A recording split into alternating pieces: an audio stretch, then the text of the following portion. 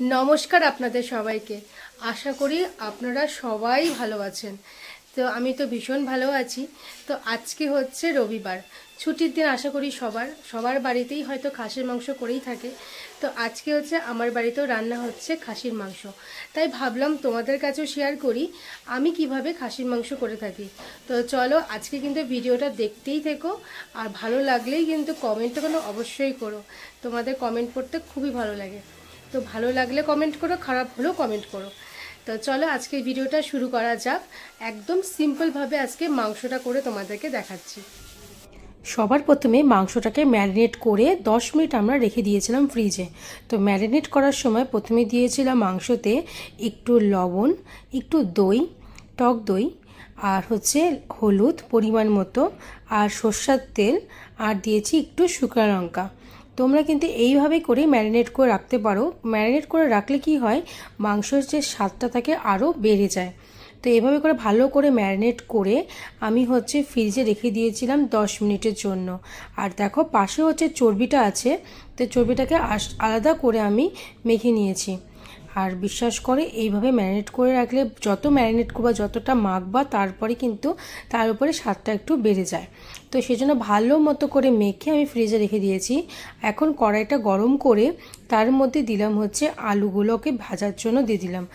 আলু লবণ হলুদ মেখে আলুগুলোকে ভাজার জন্য দিয়েছি এবং আলুগুলোকে ভাজা হয়ে গেল। তেলের মধ্যে গোটা গরম মশলাটা দিয়ে দিলাম।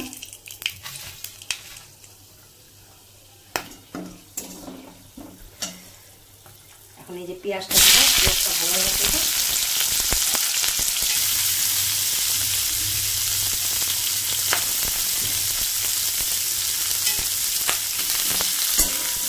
আচ্ছা, এখন রসুনটা দিব। রসুনটা আমি আগেই যে মাংসই করি না কেন, আগে তেলের মধ্যে রসুনটাকে ভেজে নিই, নাহলে কাঁচা রসুনের গন্ধ করে।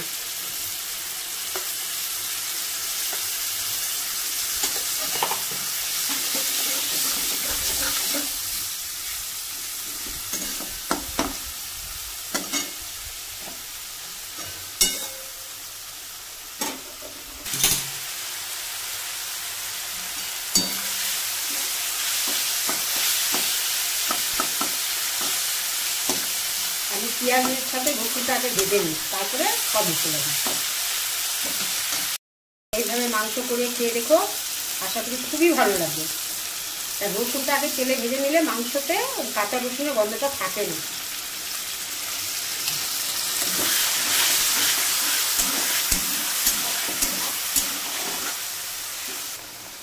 হলুদ দিব,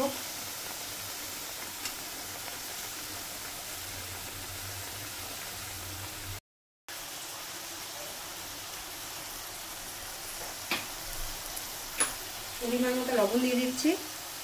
লবণ আগে দেওয়া হয়েছে, আমি তো লঙ্কার গুঁড়ো দেবো না, লঙ্কার গুঁড়ো আগে দেওয়া হয়েছে, মাংসর সাথে মাখানো হয়েছে, ওই জন্য লঙ্কার গুঁড়োটা দিলাম না।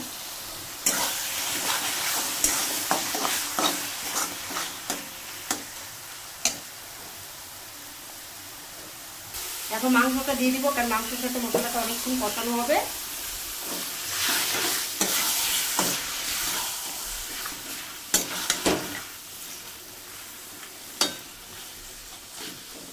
আমরা তো অনেক রকমেরই অনেক ধরনেরই রান্না করে খাই মাংস, কিন্তু এই ধরনের এইভাবে করে খেয়ে দেখো বাড়িতে, দারুণ লাগবে খেতে।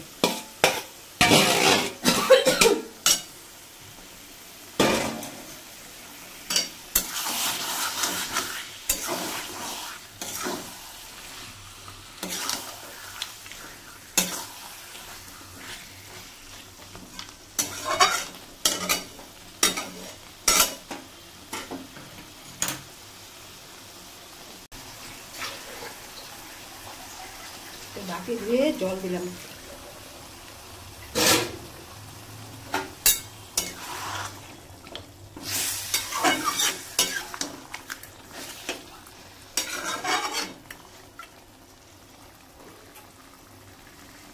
এখন একটু ঢেকে দিব,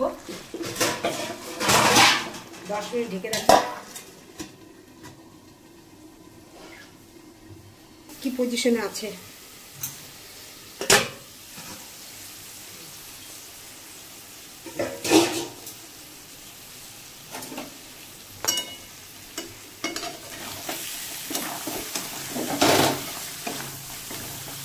মাংসটা কিন্তু এখন এই যে তেল বেরিয়ে গেছে, এখন এই মাংসের মধ্যে একটু টমেটো দিব, যেহেতু টক দইটা ফার্স্টে দিচ্ছি এর জন্য একটু টমেটো বাটা অল্প দিব, তাও লাস্টের দিকে দিচ্ছি।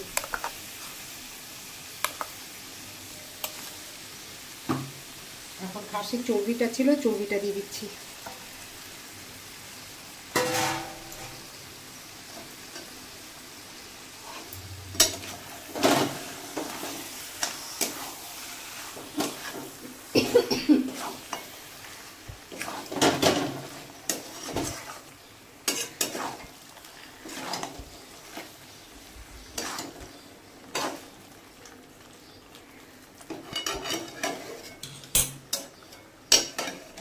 আবার ঢেকে দেবো।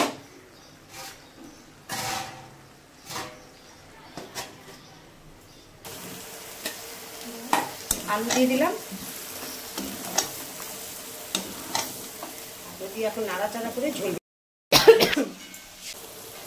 আলুটা দেওয়া হয়ে গেছে, এবার হচ্ছে গরম জল দিচ্ছে।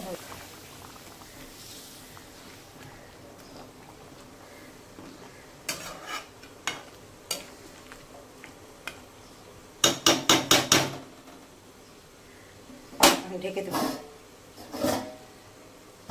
মাংস হয়ে গেছে, এখন একটু গরম মশলা দিয়ে নামাই দেবো। এই মাংস সেদ্ধ হয়ে গেছে ভালো মতো, কড়াইতেই সেদ্ধ করলাম। প্রেসার কুকারে মাংস একদম ভালো লাগে না, তো সেজন্য কড়াইয়ের মধ্যেই মাংসটা রান্না করেছে। আর দেখো কত সুন্দর একটা কালারও চলে আসছে মাংসে, ঝোল লাল লাল ঝোলের খাসির মাংস। তো চলে এবার মাংসটা টেস্ট করে অবশ্যই তোমাদের বলবো যে কেমন হয়েছে। আমার কিন্তু মাংস একদম তৈরি, দেখো কতটা টেস্টি হয়েছে, কালারটা দেখেই বোঝা যাচ্ছে যে মাংসটা কিন্তু খেতে দারুণ হয়েছে। আমার কিন্তু খুব ভালো লেগেছে, তোমরা কিন্তু অবশ্যই এভাবে কিন্তু ট্রাই করো। আজকের মতো ভিডিওটা এখানে রাখছি, টাটা।